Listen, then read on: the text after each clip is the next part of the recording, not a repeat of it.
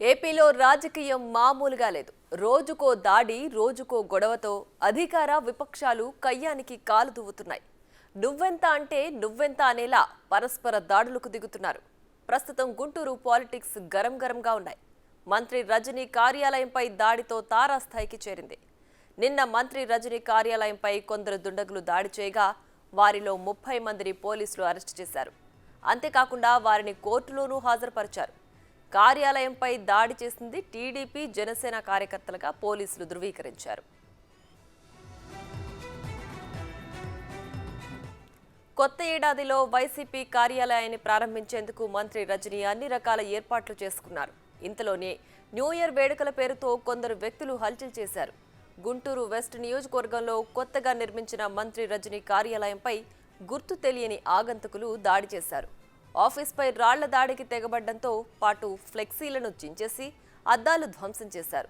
సమాచారం అందుకున్న పోలీసులు రంగంలోకి దిగారు. దాడులు చేస్తున్న వారిని చెదరగొట్టి అదుపులోకి తీసుకున్నారు. అయితే ఇదంతా చేసింది టీడీపీ జనసేన కార్యకర్తలే అంటూ విచారణలో తేల్చారు. ప్రస్తుతం వారంతా గుంటూరు జీజీహెచ్లో చికిత్స పొందుతున్నారు. ఒక బీసీ మహిళ ఎదగడం చూడలేకే తనను భయభ్రాంతులకు గురి చేసేందుకు టీడీపీ కార్యకర్తలే ఇంతటి దారుణానికి తెగబడ్డారని మంత్రి రజనీ ఆరోపించారు. ఓటమి భయంతోనే ఈ దాడికి పాల్పడ్డారని అన్నారు. న్యూ ఇయర్ వేడుకల పేరుతో పక్కా ప్లాన్ ప్రకారం కార్యాలయంపై దాడి చేశారని మంత్రి మండిపడ్డారు. ఘటన వెనుక ఎంతటి వారున్నా వదిలేది లేదని హెచ్చరించారు. ప్రజల మద్దతు, ప్రజల ఆశీస్సులు మాతో ఉన్నంత వరకు ఇలాంటి ఎన్ని దాడులైనా కూడా ఖచ్చితంగా ఎదుర్కొంటాము. అలాగే ఏదైతే మీరు నన్ను భయప్రాంతులకు గురి చేయాలని మమ్మల్ని భయప్రాంతులకు గురి చేయాలని ఒక మహిళ కదా తన ఆత్మధైర్యాన్ని దెబ్బతీయాలని ఏదైతే మీరు ఇలాంటి దాడులు చేస్తున్నారో, మీరు ఎన్ని చేసినా కూడా ప్రజల మద్దతుతో మా వైఎస్ఆర్ కాంగ్రెస్ పార్టీ కుటుంబ సభ్యులందరం కూడా మేము ధైర్యంగా నిలబడి ఎదుర్కొంటామని చెప్పి ఖచ్చితంగా దీని వెనకాల ఎవరున్నా కూడా వదిలిపెట్టము. ఖచ్చితంగా దీని గురించి ఎంతవరకైనా కూడా మేము ఖచ్చితంగా నిలబడి వారికి ఖచ్చితంగా సరైన గుణపాఠం మేము కూడా చెప్తాము. ఎవరిని కూడా వదిలిపెట్టమని చెప్పి ఈ సందర్భంగా తెలియజేస్తున్నాను. రైట్, ఇక ఇదే అంశానికి సంబంధించి మరింత సమాచారం మా ప్రతినిధి శివ లైవ్ లో అందించడానికి సిద్ధంగా ఉన్నారు. రైట్ శివ, చెప్పండి, మంత్రి రజనీ ఆఫీస్ పై దాడికి సంబంధించి పూర్తి డీటెయిల్స్ ఏంటి?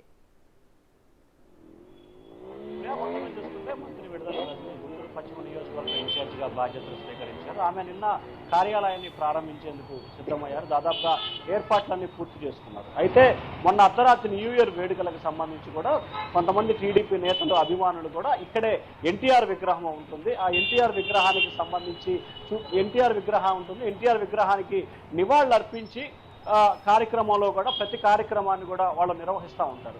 సో ఎన్టీఆర్ విగ్రహానికి నివాళులు అర్పించే తర్వాత కూడా కొంతమంది టీడీపీ నేతలు, కార్యకర్తలు భారీ స్థాయిలో కూడా ఇక్కడ చేరుకున్నారు. అయితే టీడీపీ నేతల్ని పోలీసులు అడ్డుకునే ప్రయత్నం చేశారు.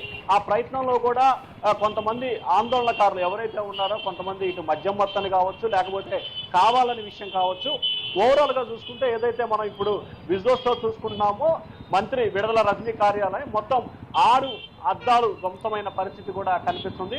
మొత్తం 6 రాళ్లతో కూడా ధ్వంస చేసిన పరిస్థితి కూడా మనం చూసుకోవచ్చు. అయితే ఈ ఘటనకు సంబంధించి రాజకీయ కోణంతో ఎవరికి వారు రాజకీయంగా లబ్ధి పొందేలా భాగంగానే ఇటువంటి ఘటనకు మాత్రం వినియోగించుకుంటున్న పరిస్థితి కనిపించింది. ఇటు అధికార వైసీపీ కానీ, అటు ప్రతిపక్ష టీడీపీ కానీ, 2 పార్టీలు కూడా రాజకీయంగా దీన్ని పూర్తి స్థాయిలో వినియోగించుకునే ప్రయత్నాలు చేస్తున్నాయి. ఏదైతే ఎన్టీఆర్ విగ్రహానికి నివాళులు అర్పించి న్యూ ఇయర్ వేడుకుంటలు చేసుకుంటున్న సమయంలో కూడా కొంతమంది ఆందోళనకారులు రాళ్లు వేయడం జరిగింది. దీన్ని వెంటనే ఎలక్ట్ అయిన పోలీసులు కూడా అదుపులో తీసుకొని విచారణ చేపట్టారు. అయితే దీనికి ప్రతిగా మరికొంతమంది వైఎస్ఆర్సీపీ నేతలు, కార్యకర్తలు కూడా టీడీపీకి సంబంధించిన వ్యక్తులపై దాడులకు పాల్పడటం, అలాగే వారి ఫ్లెక్సీలు ధ్వంసం చేయడం కూడా జరిగింది. ఆ తర్వాత అయితే ఈ ఘటనకు సంబంధించి టీడీపీ శ్రేణులు అయితే మాత్రం ఎన్టీఆర్ విగ్రహానికి నివాళులు అర్పించిన తర్వాత కొంతమంది వైఎస్ఆర్సీపీ నేతలు రెచ్చగొట్టిన క్రమంలోనే వాళ్ళు వైసీపీ, టీడీపీ వాగ్వివాదం జరుగుతున్న సమయంలోనే ఈ ఘటన జరిగింది.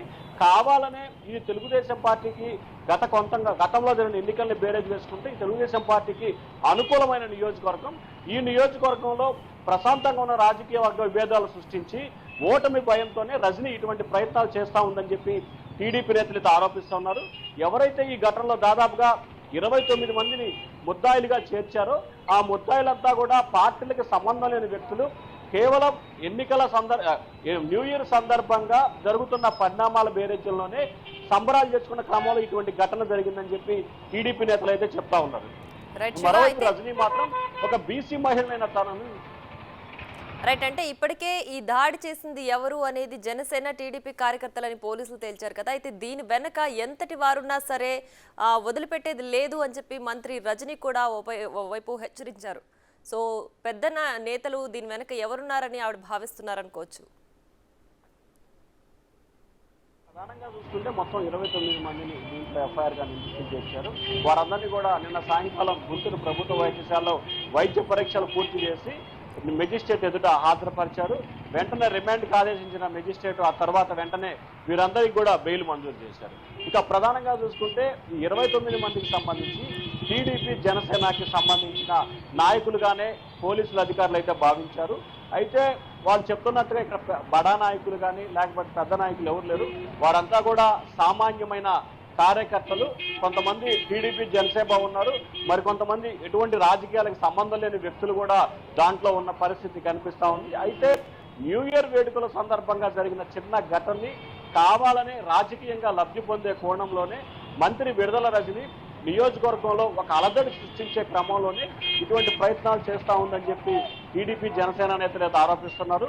న్యూ ఇయర్కి ముందు రోజు కూడా గుంటూరు నగరంలో ఫ్లెక్సీలు కటౌట్ల ఏర్పాటు విషయంలో వైసీపీకి అలాగే జనసేనకి తీవ్రస్థాయిలో వాగ్వివాదం, గొడవలు కూడా జరిగిన పరిస్థితి కనిపిస్తూ ఉంది. ఒకరిపై ఒకరు విమర్శలు ప్రతి విమర్శలు కూడా చేసుకున్నారు.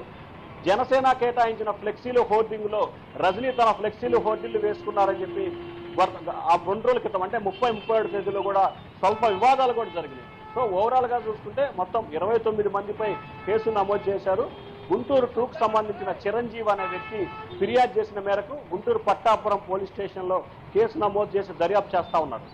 శివ, అయితే ఇప్పటికే టీడీపీ నేతలు అయితే న్యూ ఇయర్ వేడుకల్లో జరిగిన దాడి ఆ వేడుకల్లో జరిగిన గొడవగానే వాళ్ళు భావిస్తున్నారు. మరోవైపు రజనీ మాత్రం ఎవరినో ఉద్దేశించే అదే పనిగా చెప్తున్నారు. బీసీ మహిళని ఎదగడం ఇష్టం లేకనే కావాలనే పక్కా ప్లాన్ ప్రకారమే ఇదంతా జరిగిందని చెప్పి కూడా మంత్రి రజనీ ఆరోపిస్తున్నారు.